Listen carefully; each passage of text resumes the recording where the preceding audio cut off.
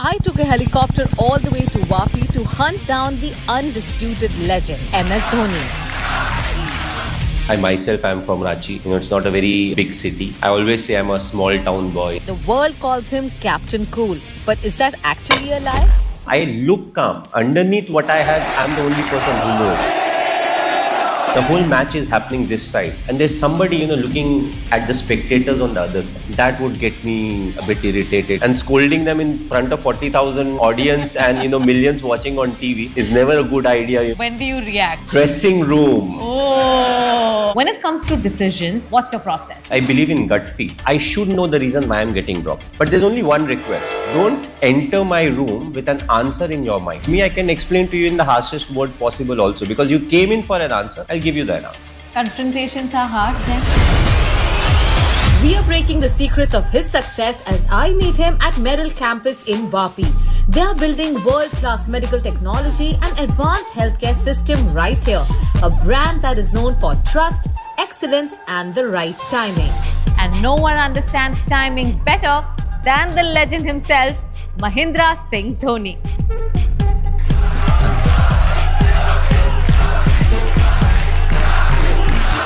How often do you come to Vapi? Well, this is my first visit. I'm good at making plans that are abrupt. So one of my friends, is quite scared sitting in a plane or a helicopter. So he was like, yeah, abhi chalte hai na. We saw it was 1:15. I like, chalo, packing karte hain, nikalte hain. So we drove down. Took us 4 hours. And I would like to see the place more. Because raat mein aaya tha, so you don't get that vibes at night. Whatever I've absorbed, I quite like the place. I myself am from Ranchi. It's not a very big city. I always say I'm a small town boy in the sense I love small towns, because you have a bit more time for yourself and all of that. So feels good being here. The only thing is I should have been here maybe 3-4 years back. But it's never too late. You're often called as the Captain Cool, but tell me, have there been any moments on or off the field where you are like, bus, a bus? I'm also human, so I feel the same. If mistakes happen on the controllable side, that I won't say angry, but it irritates me more because I play a sport, so I understand. We'll win some, we'll lose some, but stuff that's controllable. Most of those things are very simple. Have you rested enough? Have you, let's say we are playing in Kochi, 9:30 start. Rehydration actually starts, 24 hours before, maybe even more.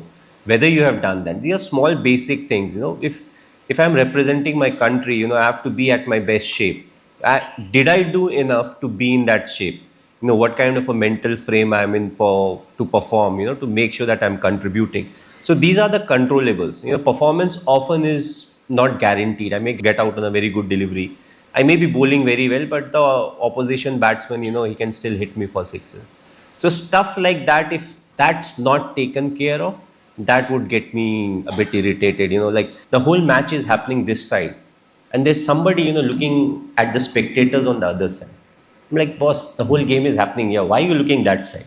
You have a bowler to look at, you have a captain to look at, why you have to look at 40,000 people? You can't even identify anyone. So often, those were the ones which really irritated me. And there was a practical side to it because I'll waste maybe 15 to 20 seconds trying to get his attention. Another 5 to 10 seconds moving him. And if happens, 10 times in a game, my over rate will be short, then I'll be penalized and all those things. So for me, it's not like I don't get irritated. I do get irritated. But the whole thing is I have to get the most out of everyone and I have to groom them in a way that they don't repeat their mistakes. And scolding them in front of 40,000 audience and millions watching on TV is never a good idea, in when it comes to being around with teammates. When do you react? After the match? Dressing room. Oh. No, but I want to be a fly in that dressing room. Also, what I see is the person really sorry about, because we all commit mistakes. Is he really sorry about what happened? So sometimes you may or may not get to know, but if it happens a second time and still you're not certain, you address it. And I always figured out, with us it works the best when you take the person on the side and you tell them whatever it is. And you come back, because I want to address the problem. If I say the same thing in front of 15 people, which is my own teammates, he may not like it. So he gets stuck, he scolded me in front of everyone. So the whole emphasis upon what was wrong and what needs to be addressed, वो तो sideline हो गया यार, सबके सामने डांट दिया. And I've realized when you take them on a side na and you use harsher word, they're fine with it. बस सबके सामने मत बोलो. सबके सामने मत बोलना please. So you have to. We deal with stars, so often, and I felt that way. Your tone is very important. The words you choose is very important, because I'm not doing what I am doing to put him down. Yeah. I want him to improve. So it has to be constructive. Right. Because my job is to get the best out of him. And often there's a process involved. The beauty is, like, we have to deal with 15 to 25 people. If we include the supports of maybe 30 to 32, which is very manageable. You can understand each and every individual, how they react to pressure, how they react to success, how they react to failure, and groom them in a way that when I am not there, they can still take the legacy forward and do justice to the talent that they have got. Wonderful leadership lesson coming in. I think be it the cricket team or corporate world, I think that's a great lesson. When it comes to decisions, you always have your decisions ready, or is it last minute? You sleep over it? What's your process? Well, it's a mix of everything. What I've realized in, especially talking about cricket, we don't have the luxury of time. A lot of people have their own ways. Some do a lot of analysis. I believe in gut feel. Basically, gut feel is what? It's the experience that you have got. If you have been in that situation, let's say 10 times, 15 times, 20 times, you may be successful a few times. Sometimes, you may not have been, but it always teaches you. So gut feel is that instant feeling, what needs to be done at that point of time. And awareness helps. In India, we say we should learn out of our mistakes. I'm the person who says, if my friend is committing a mistake, I can learn out of it.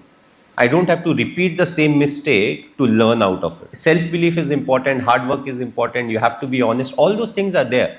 But when you are under the pump, when you are under stress, how you react is the most important thing. And I realized when you are calm, and often people misinterpret calm as being 70 ka heart rate. No, it goes up. It goes up to a level, but you are able to manage it. Whatever technique you may have, different people have different technique, but you should be able to manage that chaos, and it shouldn't affect your decision making. As simple as that. Some people are hyper, some people are calm. It doesn't always mean the hyper person is not the ideal one. Or if I'm calm, I look calm. Underneath what I have, I'm the only person who knows.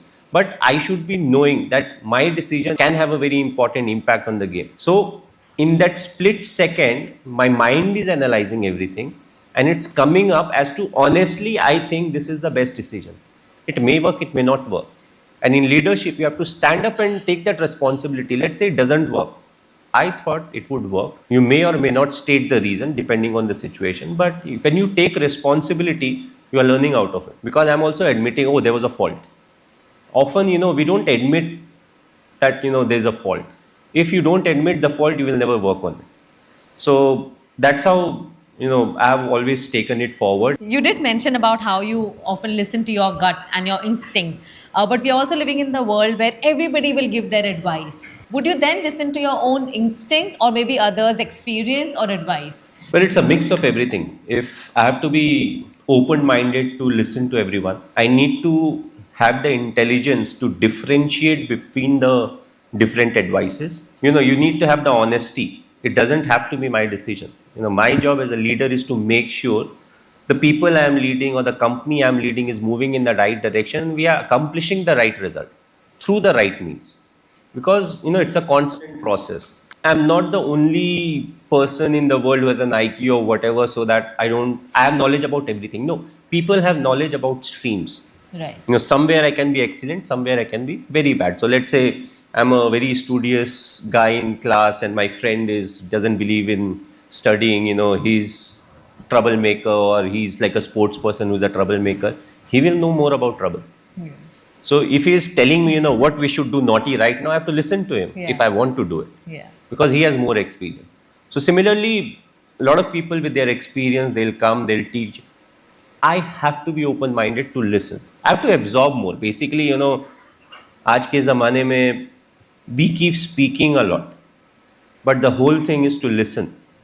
And then when you have time, you have already registered it, you see what works for you. And then you decide as to, okay, this is the path, where if I go through this path, I improve as a person, I improve as a leader, and I can help others achieve what they want to achieve. So I feel honesty again becomes the key factor. That willingness or being open-minded. Good suggestion can come from anyone and anywhere. It doesn't have to be from an experienced person who's from the same field. It can be any random person. That willingness to explore it, rather than just saying, no, it won't work with me. Try it. You can try it for a small period of time. And if it doesn't work, at least you can say, I tried my best. I feel that's very important to have that kind of a mindset, because my whole life I'll keep learning, I'll keep improving. So, as a part of leadership journey, I'm sure you would have taken many hard decisions as well, right? What do you think is tougher in that case? Taking these hard decisions or explaining these decisions to everyone as to why you took it? So I was not very open when it comes to communication on tough decisions. Tough decisions you have to take, because you are given that added responsibility, because people think you can lead the people in the desired way. And now if you're talking about cricket, there are how many people who play cricket in India? There are how many people who actually do well every year, who are pushing every guy who's member of the team, to make a chance for themselves. So it's a constant process. You have to reward the domestic performances.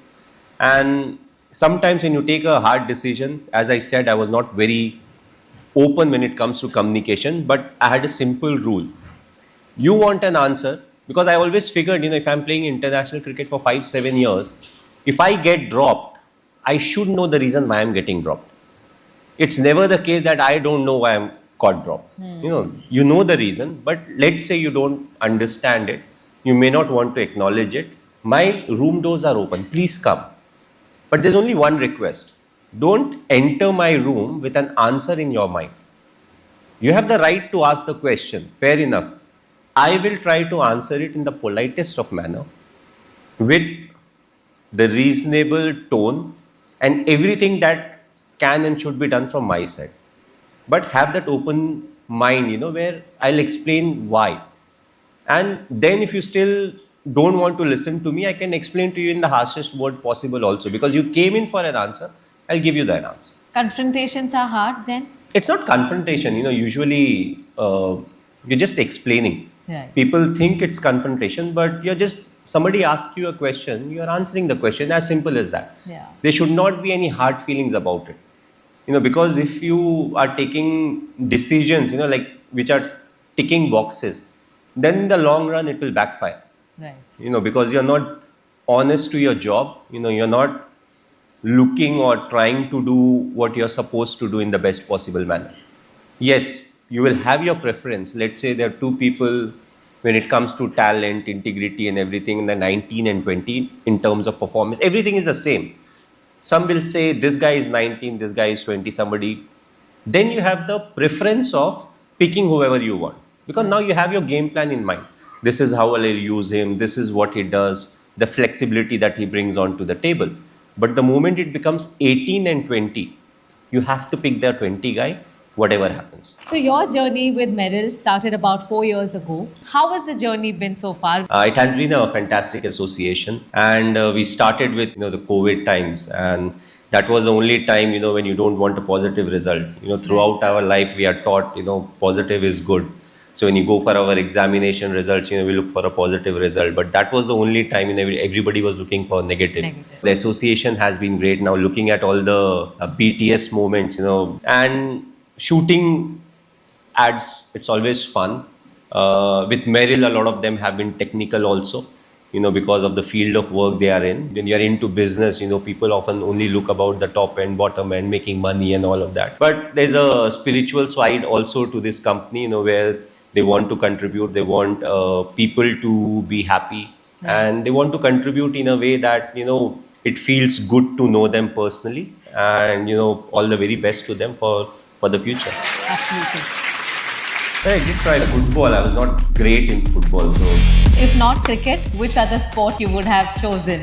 I just passed class 12 and I got a job with the railways. I was 18, and when I went for my training, everyone around me was 55. So I was like, beta idhar aao, beta udhar aao. So I'm the youngest, I could do. From railways to world records, he knows what it takes to win. You did mention about Indian companies taking India to the global stage. We have global companies where we have Indian CEOs again doing extremely well. What do you think are the Indian values that are helping us succeed? Our strength is that emotional connect, and that emotion backed with the kind of talent we have got, the professionalism that we have harnessed over the years. We want to be leaders in what we are doing. All those things, when they get together and when we make the right mixture, I feel that is the recipe for success, and we are quite good at doing it. He has the mind of a CEO but the body of a machine. How did he survive decades of high-speed cricket without major injuries? Whatever the scenario may be, enjoy life, accept the result and move on in life. You can try it for a small period of time. And if it doesn't work, at least you can say,